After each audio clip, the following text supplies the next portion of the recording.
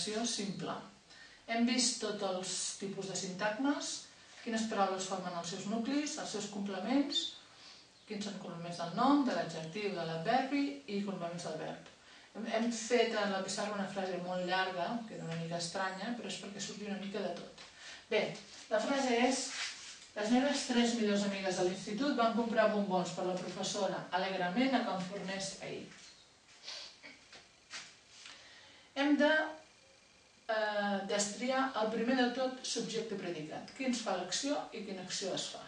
Evidentment, el subjecte d'aquesta oració és molt llarg. Les meves 3 millors amigues de l'institut. I el predicat és el que van fer, van comprar bombons, etc. Aquí hi haurà d'haver una línia pespuntejada mental, no cal escriure-la quan fem sobre el full, que indica que hem d'analitzar aquest bloc per un cantó i aquest bloc per l'altre, de manera que cap de les línies que fem en aquest bloc traspassi, cap de les línies que fem en aquest bloc traspassi, fins que no tinguem els dos analitzats i puguem dir que és una oració. Per tant, el primer que trobarem és, doncs, el nucli del subjecte. Quina és la paraula més important? De qui parlo? Quina és la paraula que si la trec de l'oració ja no s'entén? Doncs en el cas del subjecte és la paraula amigues, que és un nom. Aquesta paraula serà el nucli del subjecte i li faré la ratlla més llarga. I sé que tot el que hi hagi acompanyant-la serà complements o determinants. Per tant, serà el tronc principal de l'arbre pel que fa al subjecte. Pel que fa al predicat he de fer el mateix trobant el verb conjugat. En aquest cas, van comprar. També serà el nucli del sintagma verbal i totes les altres branques aniran a parar en aquesta segona branca. Aquestes són les dues branques principals de l'oració i aquestes dues branques, al final de tot de l'anàlisi, s'ajunten formant oració, en aquest cas simple. Podem afegir que és de la modalitat expositiva, etc. Bé, un cop trobats els nuclis, hem de veure quants sintagmes hi apareixen.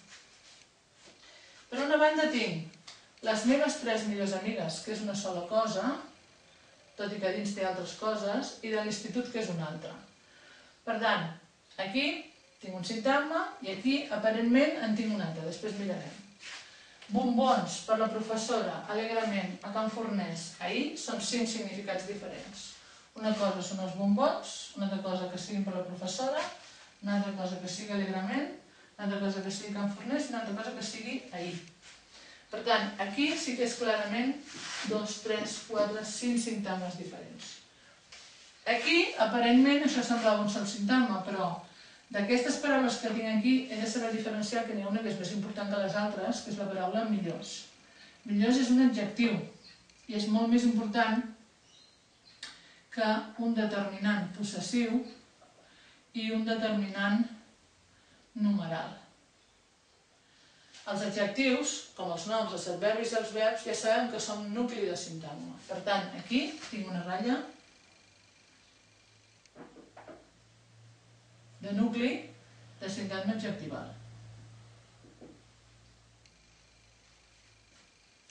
De l'institut, la paraula més important és el nom institut. Per tant, tinc una ratlla de nucli de sintagma nominal. A bombons només hi ha una paraula que és bombons, nucli de sintagma nominal. Quan tinguem molts complements a darrere d'un verb, hem d'anar fent les ratlles des de més curta a més llarga, perquè tots s'aniran tombant cap aquí i les ratlles no es poden creuar. Per la professora, la paraula més important és professora, que també és nucli de sintagma nominal. Alegrement és un adverbi, per tant, nucli de sintagma adverbial.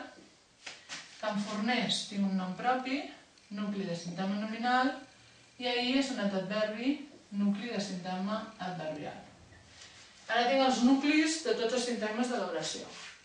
Anem a acabar de quallar cada sintagma. Millors amigues. Com que millors es refereix a amigues i concorda amb gènere i nombre, li fa de complement del nom.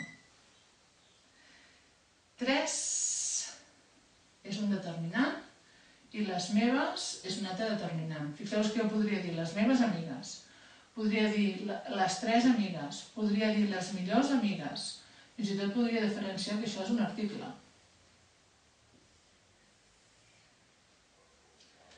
En tot cas, tinc 3 determinants, que és una cosa que pot passar, i un adjectiu per davant del nucli. I per darrere del nucli tinc determinant que determina institut, masculí singular, i tinc una preposició que ja sabem que tenen les línies en diagonal per diferenciar-se dels determinants. I això, que també es refereix a amigues, va petar amigues. I un sintagma preposicional que va petar una ratlla de nom també fa de complement del nom. Per tant, en el subjecte diferencio la morfologia de les paraules, determinant, determinant, adjectiu, nom, preposició, determinant, dels sintagmes i de les funcions. Les funcions són que jo tinc 2 complements del nom i que tot això és el subjecte de l'oració, que és una altra funció. Igual que el sintagma verbal és el predicat de l'oració, que és una altra funció. Bé, pel que fa a bombons, hem de veure quin tipus de complement és. No té preposició, per tant descarto que sigui agent, descarto que sigui complement de règim verbal i complement indirecte. Només em queda 6 atribut, no és un verb copulatiu, atribut no és. Tampoc expressa, no hi ha concordança amb el subjecte, per tant predicatiu tampoc és. I l'única cosa que em queda és circumstancial, de temps, de lloc, tampoc quadra, només pot ser l'objecte que necessito per fer l'acció de comprar, complement directe. Per tant, tinc el primer complement verbal. El segon té un determinant, article,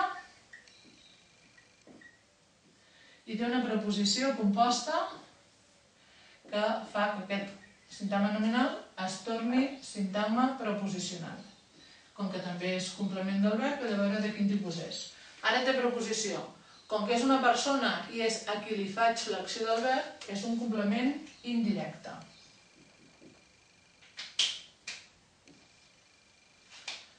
Bé, alegrement és un sintagma adverbial, no té més complicacions, no té complements. La funció que fa, uns adverbis que acabin amb menys seran sempre circumstancials de manera.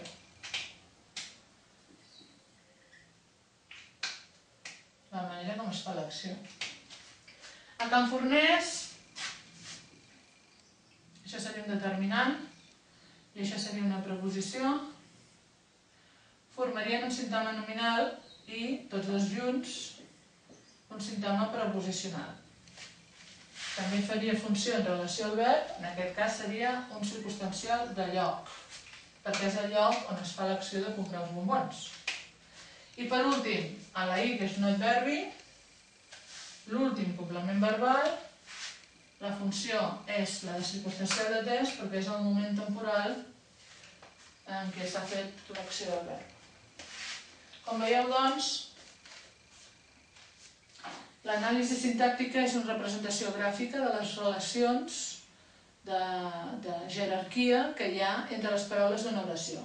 Les dues més importants és el nucli de subjecte i el nucli de predicat, que serien les dues branques principals d'aquest arbre, per això se li diu anàlisi en forma d'arbre, i tota la resta de paraules hi fan referència o s'hi dirigeixen o en depenen, tant si són complements del nom, en aquest cas, com si són complements del verb, en aquest cas,